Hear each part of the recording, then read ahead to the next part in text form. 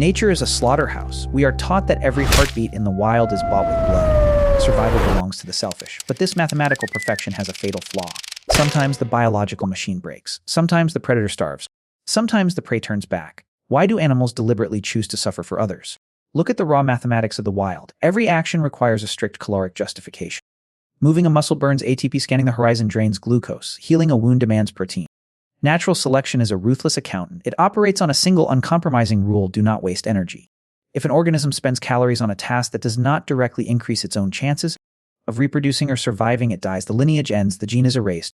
This is the cold mechanical reality of the biosphere. Evolution mathematically punishes the generous. Sympathy is a metabolic luxury. Altruism is a statistical error.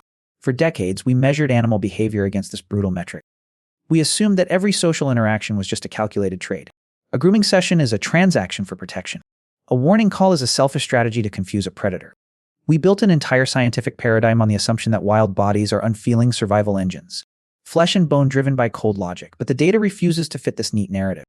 Deep in the dirt, far from the complex societies of primates, biological systems are doing something they are not supposed to do. The equations are breaking down, and the anomalies are hiding in the most despised creatures on Earth.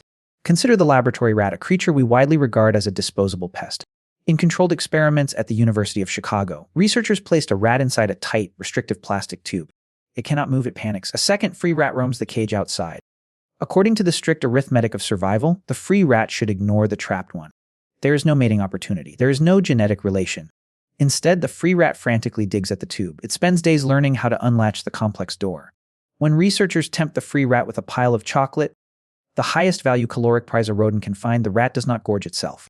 It opens the cage, frees its companion, and shares the food. To understand why, we have to look inside the skull. The driving force is not a moral philosophy. It is a piece of hardware called the anterior cingulate cortex, or ACC. Think of the ACC as a biological Wi-Fi receiver. That forces you to download someone's physical pain. When you see a paper cut slice through a stranger's finger, you wince. Your hand recoils. That is your ACC mirroring their distress. You are not just imagining their pain, your neural architecture is simulating it in real time. The rat has this exact same hardware. When the free rat hears the trapped rat squeal, its ACC lights up like a warning beacon. The free rat is not merely feeling sorry for the prisoner. It is being flooded with the biological frequency of panic. The distress of the trapped rat has become the free rat's own neurological emergency. It opens the cage to stop its own biological alarm. This changes everything. Empathy is not a fragile human invention. It is a primal sensory organ. Just as an eye detects light, the ACC detects the suffering of others. It is a hardware integration that wires separate biological entities into a shared neurological network. The pain of the individual spills over the boundary of the skin. This neural Wi-Fi theory explains rescuing the living. The signal is active. The distress is loud. Unplug the source and the alarm stops. But this logic encounters a fatal paradox. What happens when the signal goes dead? If empathy is just a mechanical response to a living distress frequency, it should instantly evaporate when the breathing stops. A corpse produces no sound. A dead body does not trigger the ACC. According to the survival algorithm, the moment a companion dies, all biological obligation ends.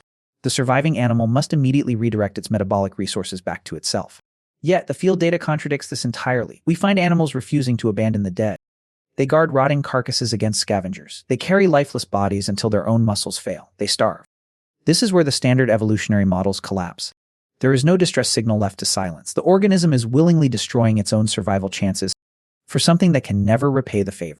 In the summer of 2018, a killer whale known to researchers as J35 gave birth in the Pacific Northwest. Her calf lived for less than an hour. What followed was a direct violation of every survival instinct programmed into a wild predator. J35 did not let the body sink. She balanced the dead calf on her rostrum, pushing it through the freezing currents. When it slipped, she dove deep to retrieve it. A killer whale needs massive caloric intake to survive. Swimming with a dead weight disrupts hunting. It destroys hydrodynamics. It exhausts the body. Day after day, J35 carried her dead offspring. Her family pod slowed their migration to accommodate her. They formed defensive rings around her. For 17 days, she swam 1,000 miles carrying a corpse. Her dorsal fin began to collapse. She was physically starving. She chose to suffer. To understand this, we must look at the deepest architecture of the cetacean brain. Whales possess spindle neurons. These are rare, massive brain cells shaped like elongated tubes. Think of standard neurons as a dial-up internet connection. Spindle neurons are high-speed, deep-sea fiber optic cables. They are designed exclusively for rapid emotional processing and profound social bonding. For decades, we believed only humans and great apes possessed them. We were wrong. Orcas have them in massive concentrations.